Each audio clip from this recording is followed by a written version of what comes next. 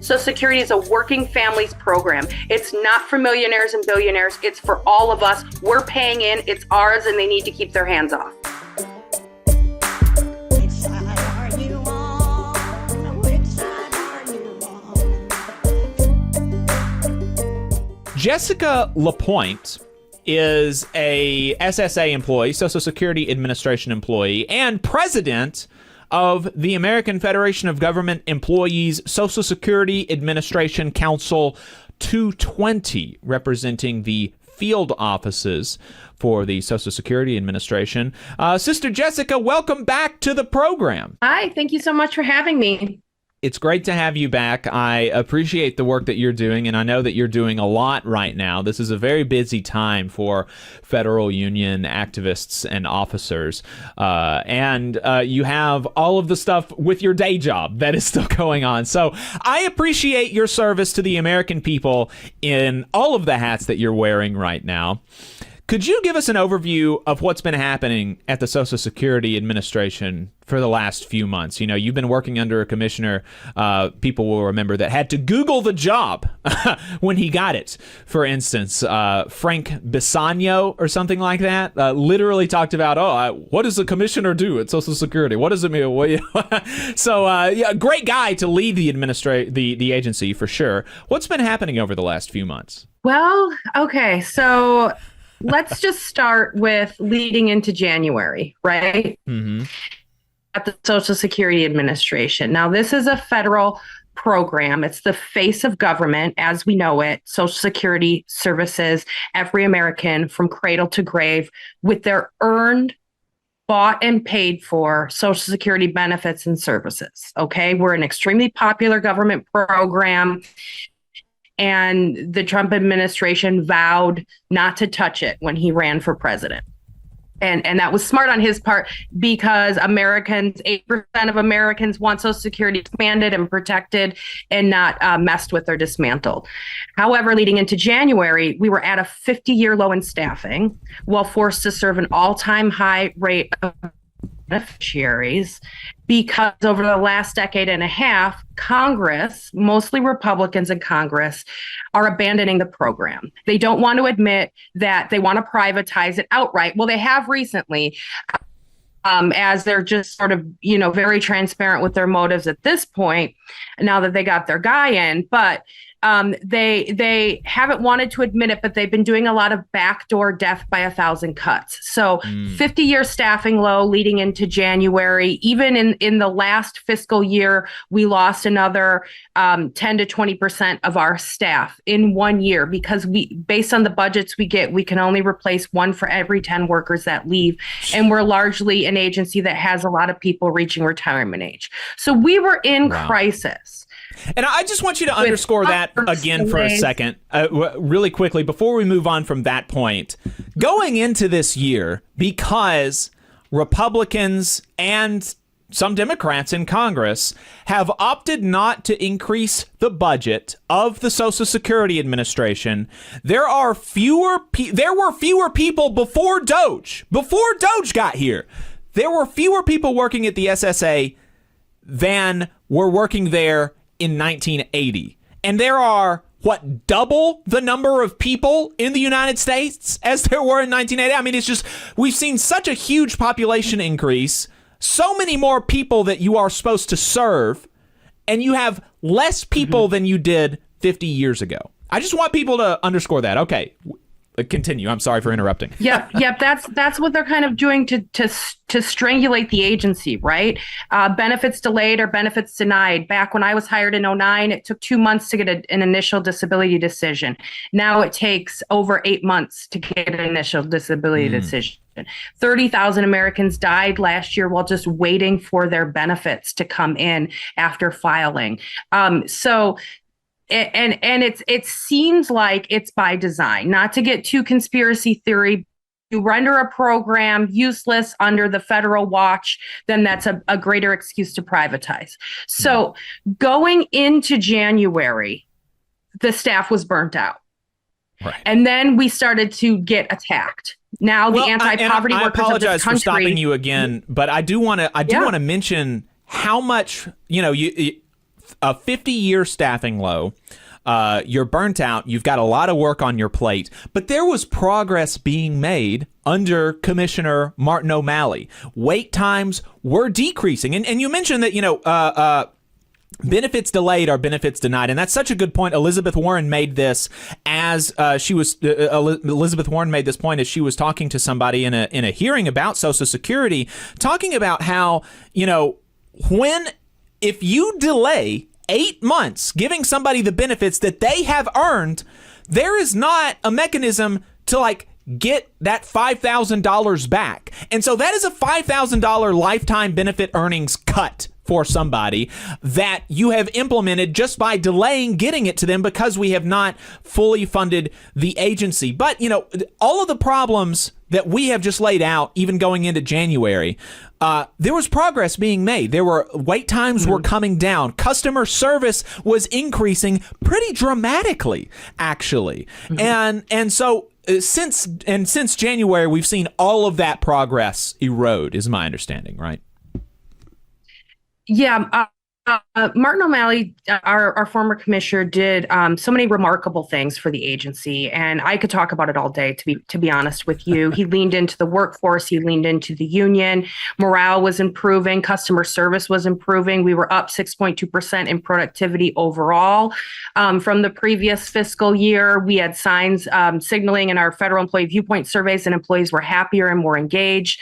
And we were delivering service to the American people. He deployed so much improvement in technology and business processes that got us to what now the current agency leadership is touting as their improvements, because it's undeniable that what he did was turn the agency around, right? So leading into January, however, if we don't get the budget from Congress out of our own trust funds, that is a separate trust fund from general taxpayer revenue. If Congress doesn't loosen the purse strings of the trust funds so that we can hire at a rate to meet public demand, and Commissioner O'Malley talked about this on the Hill and in the media ad nauseum, that if we don't get the budgets to hire, we cannot move forward as an agency because the public wants human beings to serve them. The public does not want to get stuck in AI chatbot doom loops, right? They don't want to not have a community-based field office with a well-trained, vetted federal worker to answer their needs. They want all of these things. Pollings are showing this. And yet, the Trump administration nominated in Congress, the Senate confirmed a commissioner who is touting a diverse strategy agency, irregardless of the choice, irregardless of public action. They took all of those metrics off the website. So we don't know if customers under this new initiative are going to be served well, if they're satisfied, or really what the metrics are, because they've been largely removed from the website. So the lack of transparency since January, and really since he was confirmed, is a real problem.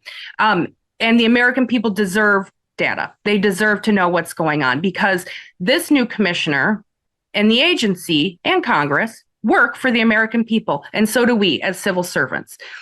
So leading into January, DOGE began to do their bidding, and they instituted a series of email attacks and then buyouts, basically telling workers, get out now, you don't know what's in store for you, and it's not going to be good. So the agency lost about 6,700 people since January, plummeting us into, basically they threw kerosene onto an attrition crisis and made customer service worse. And then, and that's all widely talked about in their weekly operational reports that the acting commissioner put on YouTube. We have those, some of those reports now, and it's showing the service delays, particularly hit in field offices. Field offices are the federal community-based institutions in our communities. There's over 1,200 field offices. Field office staff has dwindled considerably, 10 to 20% since DOGE took hold. Some offices, like in Wisconsin Rapids, lost 60% of their workforce. Particularly hard hit are rural communities. They're in Up in northern Minnesota, there's just 3 workers remaining. None of them are managers. They did no staffing assessments when they bought out the workforce. So there are offices that just don't have enough staff to serve the American people. So then the commissioner came in, and as you said, he had to Google the job. He didn't lean into the union. He has still not met with the union. He has not leaned into the workforce. He wants to create a digital first centralized agency where, and it's all in his budget, where the workers out in California are going to be servicing the workers out in Wisconsin. People can't contact their caseworker. People can't get a hold of their community local office to handle their needs. And there's long service delays in field offices because when they implemented in March fully appointment focused service, you could before walk in and get a replacement social security card, for example, or a question answered within about 30 minutes of waiting. Now you wait about 30 minutes and you get an appointment, and then you have to come back or get an appointment on the phone, and the appointment calendar is out months from now.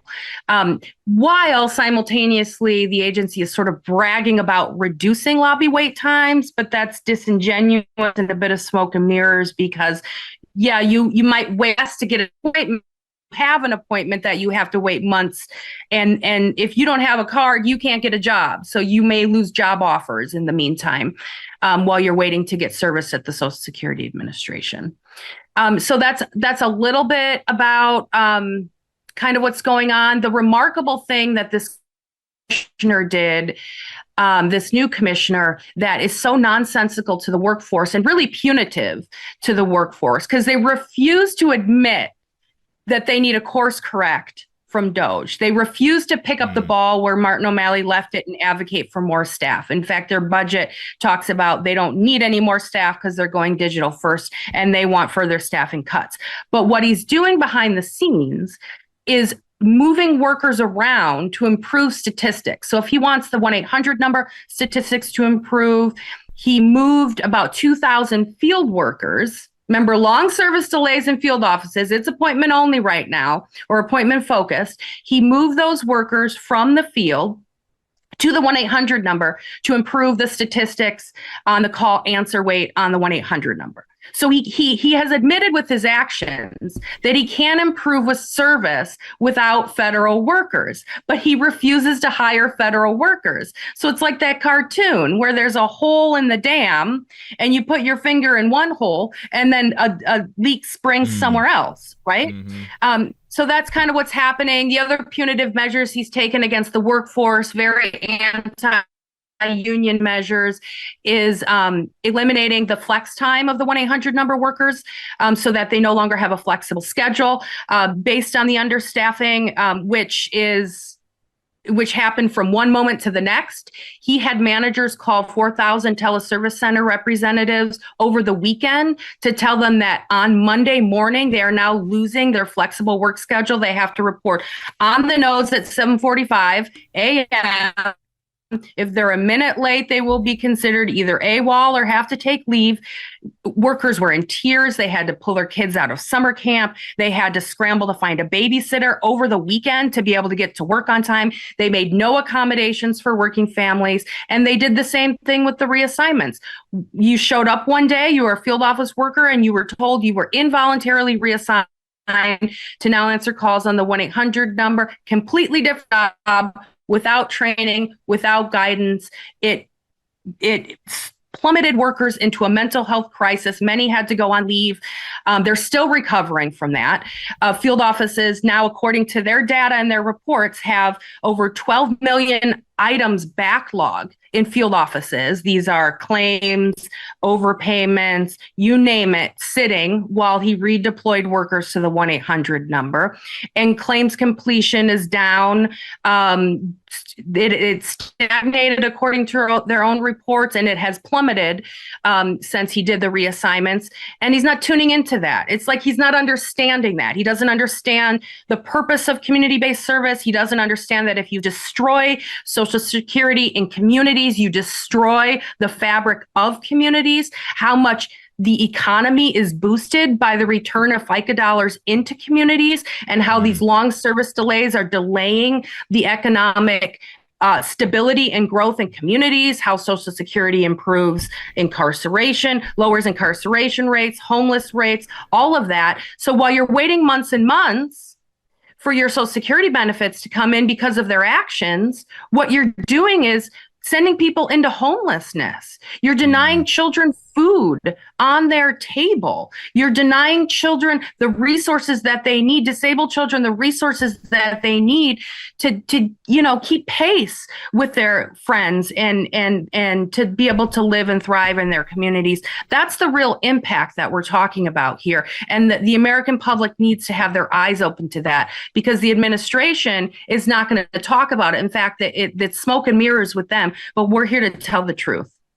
Hey, 5 seconds. Just wanted to say that this is only possible because of our donors. If you want to see more of this, then consider donating yourself at tvlr.fm/donate.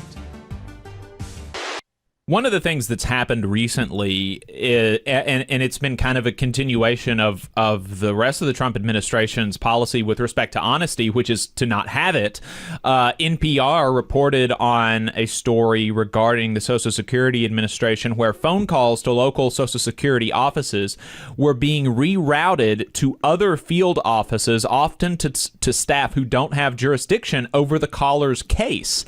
And so, people were having difficulty like getting getting people who had the authority to do their case, and they were because of the system of like automation and everything, they were being sent to crazy places.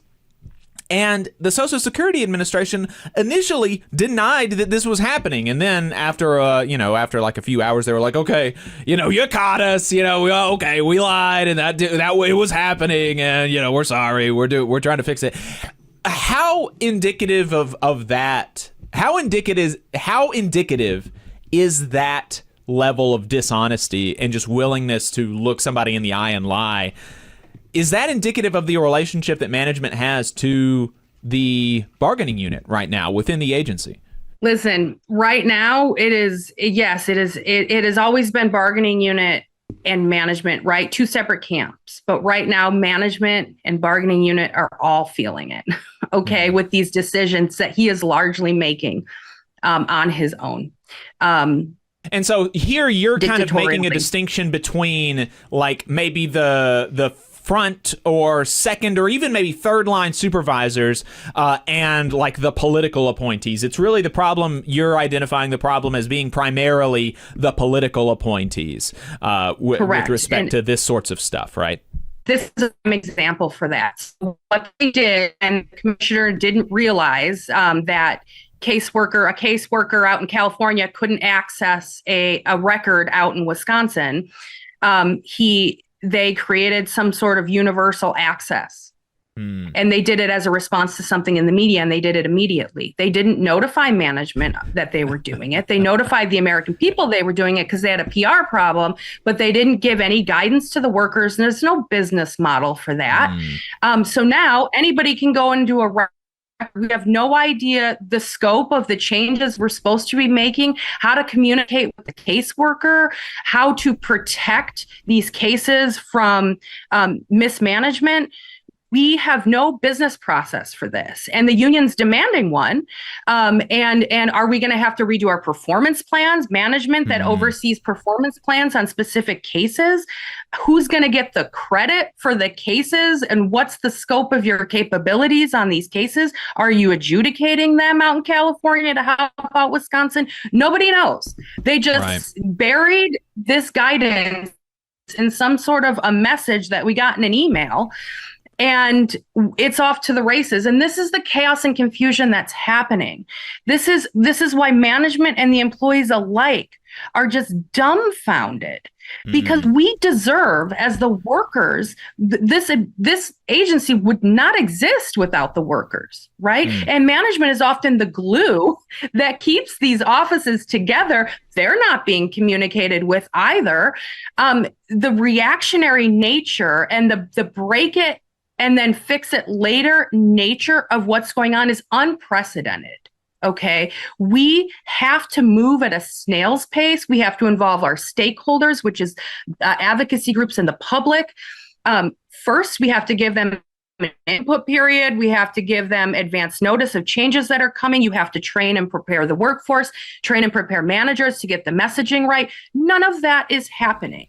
And it's if they stumbled into a crisis manufactured by their own making, and they're desperate to put out the fires that's causing because they're so disconnected with the needs of communities and the people that they were tasked with serving, that it's just constant chaos.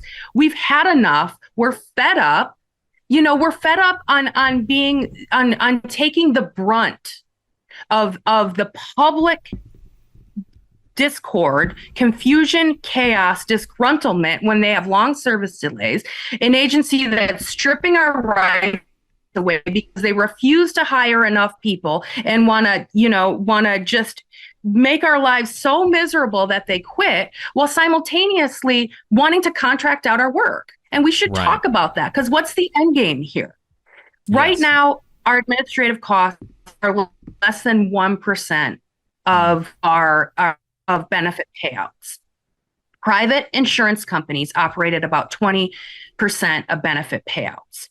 We are extremely efficient. Fraud is extremely low. We are well trained. We are vetted meticulously, and now we have continuous vetting to ensure that we're capable of protecting data, that we're trained to protect the public's data, and that we're well trained in our job. They want to, and they're talking about contracting out our work to the private sector. They want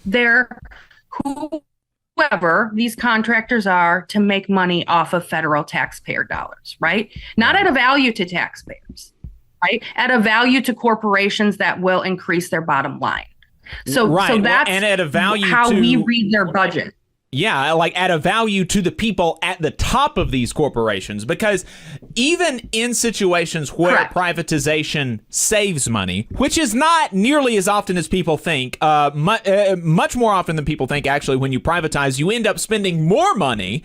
But if you are able to save money, the mechanism by which that happens is job losses, payment cuts, and the delta goes to the CEOs instead of a Social Security commissioner making, something like $200,000 or $300,000 a year. You've got a CEO of this private company making much, much more than that.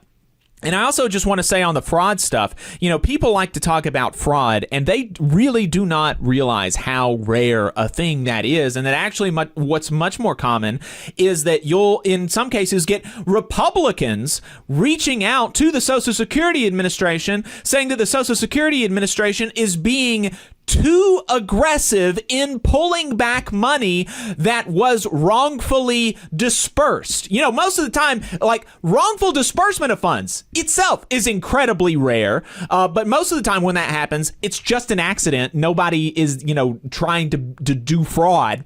But the agency, pulls that money back. And you have had, like, Republicans reaching out to the agency being like, okay, look, give these guys a little bit more time. Jesus, come on, calm down. That's actually the much more common thing than like huge fraud being perpetuated on the Social Security Administration. We're talking to Jessica LaPointe, president of the AFGE Social Security Council 220, representing field office workers across the country. We've been talking about how the administration has been affecting employees, but also, and maybe more importantly, I think the workers at the Social Security Administration are very important, but maybe more importantly, the effect on the public. This is increasing wait times. This is increasing disgruntlement. This is increasing, difficulties with the Social Security Administration. Jessica is a member of the American Federation of Government Employees, the largest federal employee union, the largest union at the Social Security Administration. What is AFGE doing to fight back against some of these things? Great question. And I just want to circle back to one thing you said about fraud, waste, and abuse for a moment, because this is very important. I don't know if you remember during the 60 Minutes, they did 3 different segments on overpayments that were mounting at that about $30 billion, and it has increased threefold since then. The overpayments, people are getting overpaid. So that is the waste and abuse that we're talking about. Their benefits not may not be paid out correctly. And we have a lot of overpayment recovery we need to do. And it takes staff to keep those records up to date timely, field office staff. So I just want to mention that actually that's all just getting worse over the under these policies. So what is AFGE doing to fight back? Well, we are coming up on the 90th anniversary of the Social Security Administration, 90 years of federal work serving the American people through the greatest, most far-reaching anti-poverty program in this nation, if not world's history. Okay, 90 years of service. August 14th. She's turning 90. She's looking good. She's a little bit haggard, but we're going to keep her strong. So Social Security workers are showing up in front of offices around the country. If you want to know where the action is, you can go to afgec220.org. You can find our SSA 90 events. There's events in front of Social Security offices. We partnered with the Alliance for Retired Americans. We partnered with protectourchecks.org. Protect Our Checks also has a lot of events, over 40 events happening around the country. You can sign a pledge. We're having the pledge up on our website shortly. To keep Social Security strong, you can submit resolutions within your city, state, and local government. You can ask your governor to sign a proclamation to keep Social Security strong for the community. So we're getting out there and we're speaking out. We need to bring awareness about what's happening so that the people can't say, I didn't know, right? And then you need to take it a step further. You need to contact your members of Congress. You need to go to the town halls, and you cannot let them give you a false narrative that everything is good. They've already come out and said that they want to privatize federal retirement benefits, right? They've already come out and admitted that there's severe understaffing, that everything's awful. They think they're going to go digital first, but the customers don't want it. So the customers need to talk about how they want to be served, how they want to be served in their local communities, how they want to be able to walk in and get served, how there needs to be staff in local communities and rural communities, how offices should not close. An office just closed in Locust, West Virginia, that doesn't have plans, as far as I'm told. Field offices are at the threat of closing. We need to keep Social Security strong in communities. Social Security is part of the quality life agenda for communities, and the public, which is it's their money, it's their program, need to get out and demand that. So show up to the actions, call Congress, and hold this agency and administration accountable to your needs as FICA tax-paying members of the society. Jessica LaPointe, president of AFGE Council 220, representing field office workers at Social Security Administration nationwide. Thank you so much for taking the time to come on the show and talk to us about what's going on in the Social Security Administration. And thank you for talking about what AFGE is doing to support workers at the administration, but also to support the Social Security agency itself, and to make sure that it's strong and can continue for 90 more years. And that's the thing that we'll close on, is that, there's a lot of talk about fraud, waste, and abuse. We talked about how that's mostly nonsense. But, another kind of political thing about Social Security is people are always saying Social Security is going to be bankrupt here soon. And that is just a political fiction, basically, right? The reason that it's going to go quote unquote bankrupt is that we have allowed the cap to stay low, right? You do not pay Social Security taxes after $170,000. That means that a union pipe fitter who's working a lot of overtime is paying the same amount into Social Security as a billionaire who's making millions and millions and millions of dollars more than he is every single year. If we just remove the cap and say everybody pay the same amount into Social Security, the billionaires pay the same amount of their income into Social Security as the union pipe fitters, as the teachers, as the bus drivers, as the garbage truck drivers, Social Security becomes solvent indefinitely, basically. And you can actually do that and increase the payouts by like 20%, and Social Security is solvent for 75 years. That's one of Bernie Sanders' bills. And so that's another thing that you need to call out your representatives on. If they say Social Security is going bankrupt, tell them to raise the cap, raise taxes on rich people, and we'll be fine. Rich people pay the same Social Security taxes as the rest of us, and we will be fine, and we will never lose Social Security. So don't let them trick you into thinking that Social Security is not going to be around when I retire. If that happens, if Social Security is dissolved before I retire, it will be because the rich stole it from us, not because of some general natural insolvency and because it just doesn't work. All right. Anything else that you'd like to say, Jessica, before we let you go? No, I think you nailed it, Jacob. I mean, we're all retiree wannabes, right? That's right. And it drives me crazy when I hear people my age or younger say, I've never counted on Social Security. I was always told it wasn't going to be there for me. Well, not with that attitude, right? And you're paying into it. So what are they going to buy you out? Like you deserve to know where your money's going for timely service and for full benefits and expanded benefits. And so we need to get out there. We need to take to the streets and we need to vote. We need to vote for lawmakers that have voting records. Make sure you look at the records because they're going to give you rhetoric, but you got to look at the records, how they're voting on Social Security. It's going to be the number one campaign issue going into midterms and this next election. So make sure you know the facts and get out there and demand that your retirement security is protected. Your family's security is protected. Social Security is a working families program. It's not for millionaires and billionaires. It's for all of us. We're paying in. It's ours, and they need to keep their hands off. That's right. All right, Jessica LaPointe, president of AFGE Council 220, representing field office workers at Social Security Agency nationwide. Thank you for your time, and we'll look forward to talking to you in the future. Thanks so much. Have a great day. You just saw a clip from the Valley Labor Report. We are live every Saturday morning from 9:30 a.m. till 12:30 p.m. And we pride ourselves on keeping all of our content free to everybody so that we can talk to as many working folks as possible. If you support the work that we're doing, you think that it's important, you think that it's good, then consider making a monthly contribution to the project, and you can do that on our website, tvlr.fg.